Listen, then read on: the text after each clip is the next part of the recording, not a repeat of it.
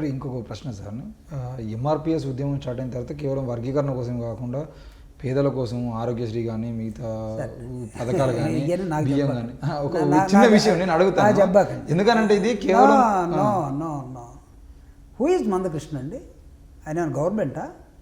నేను తీసుకొచ్చాను ఆరోగ్యశ్రీ అంటే ఈయన తీసుకొచ్చాడని చెప్పడానికి. దానికన్నా ముందే రాజశేఖర రెడ్డి గారు ఎలక్షన్ కన్నా ముందే ఎలక్షన్ ప్రామిసెస్లో ఆయన మైండ్లో ఉన్నదాన్ని పెట్టాడు అక్కడ. అంతేగాని మందకృష్ణ గారు చెప్తే రాజశేఖర రెడ్డి గారు ఆరోగ్యశ్రీ ఎట్లా? ఎవరు చెప్పారు ఇది? అందరూ అంటున్నారు ఈరోజు బీసీ నాయకులు చాలా మంది అందరూ అంటున్నారని మనం కూడా అనేస్తే ఎట్లా సాక్ష్యాలు ఉండేవాళ్ళు. కాంగ్రెస్ పార్టీని చెప్పమానండి, రేవంత్ రెడ్డిని చెప్పమానండి, తెలిస్తే కాంగ్రెస్ పార్టీ. అదే వైఎస్ రాజశేఖర రెడ్డి గారు అసెంబ్లీలో ఆరోగ్యశ్రీ కోసం అంటే అసెంబ్లీ సెషన్లో మాట్లాడుతున్నప్పుడు ఈ ఆరోగ్యశ్రీ కావాలని పేదల కోసం మందకృష్ణ అనే ఒక నాయకుడు పోరాటం చేసిన మాట్లాడినటువంటి వీడియో ప్రూఫ్ కూడా చూపిస్తున్నారు కదా. నో అంటే మెన్షన్ చేసి ఉండొచ్చు. It doesn't mean that. ఇప్పుడు ఈ దేశానికి సోషలిస్టిక్ ప్యాటర్న్ కావాలని రాసుకున్నారండి డాక్టర్ బాబాసాహెబ్ అంబేద్కర్ గారు.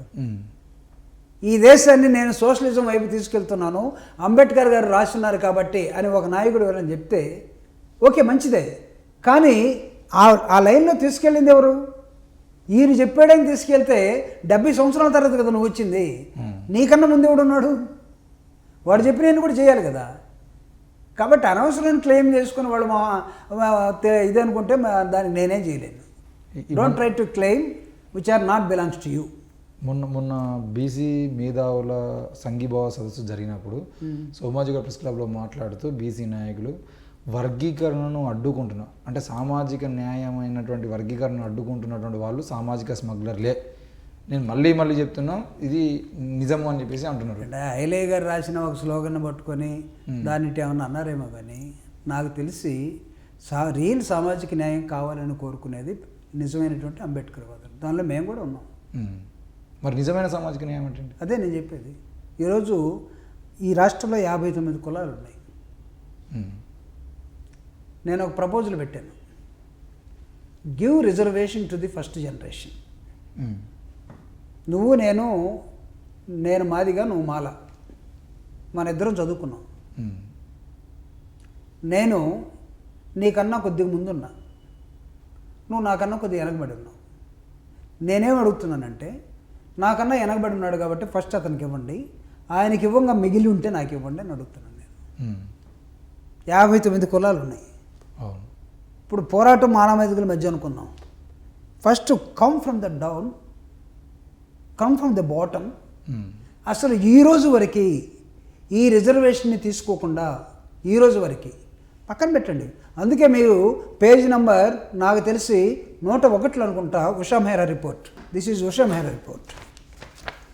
దీనిలో ఆవిడ ఒక టేబులర్ ఫామ్లో స్పష్టంగా చెప్పింది.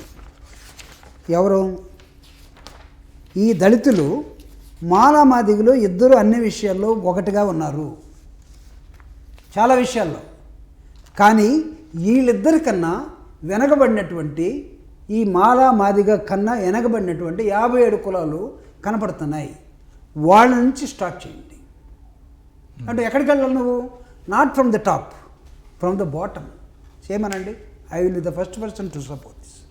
అంటే ఇక్కడ చిన్న డౌట్, ఉషా మెహ్రా కమిషన్ రిపోర్ట్కి సంబంధించిన విషయంలో మాట్లాడినప్పుడల్లా మాలా నాయకులు మాట్లాడినప్పుడు Madiga sir better than Malas అని డైలాగ్ వాడుతున్నారు, చెప్పింది ఆవిడ. కానీ మాలలకు సంబంధించిన విషయం అంటే మాదిగల నాయకులు మాట్లాడుతున్నప్పుడేమో మాలా సార్ బెటర్ దెన్ మాదిగా అని చెప్పేసి చెప్పారు అని చెప్పేసి సార్ నేను మీకు బుక్కే చూపిస్తున్నా. అంటే చాలాసార్లు అంటే ఇప్పటి వరకు ఈ కమిషన్లకు సంబంధించిన రిపోర్ట్లను ముందు పెట్టి ఇటు మాలలు అటు మాదిగలు పూర్తి స్థాయిలో ఏం చెప్తున్నారో కన్ఫ్యూజన్లో ఉంటున్నారు. ఇప్పుడు చాలా మీరు చదువుకున్నారు కదా, నేను ఒక పేజీ చూపించాను, ఈ పేజీని మీరు హైలైట్ చేయండి. ఒకవేళ నేను తప్పు చెప్తున్నాను అనుకో, no you are telling lies. Okay, so this Chandrachud judgment is like this, Usha Mehra report is like this, లేకపోతే Ramachandraraju judgment is like this, లేకపోతే Punjab judgment is like this. చెప్పండి నాకు. నేను చదువుకోకుండా చెప్పట్లేదే. నేను ఎందుకు తీసుకొచ్చాను ఈ పుస్తకాలన్నీ? ఏమయ్యా, ఎందుకు తీసుకొచ్చాను ఇన్ని పుస్తకాలు? ఎందుకు తీసుకొచ్చాను ఇన్ని పుస్తకాలు? నేను ఒకటి ఏదో ఏమి లేకుండా వచ్చేసి మీ దగ్గర బ్లఫ్ చేయడానికి నేను చెప్పట్లేదు కదా. ఎందుకు తీసుకొచ్చాను, ఎందుకు ఏం తీసుకొని చదువుతున్నాను నేను? వాళ్ళు ఏం మాట్లాడారు, రాజ్యాంగం ఏం చెప్పింది, ఈ రాజ్యాంగ నాయకులు వీళ్ళేం చెప్పారు, నేను ఎందుకు పెడుతున్నాను ఇక్కడ? కాబట్టి వీళ్ళు అదే చెప్తున్నారు అనుకుంటే ఎవరితో మిస్టేక్ ఉంటే పట్టుకోండి, కాలర్ పట్టుకోండి.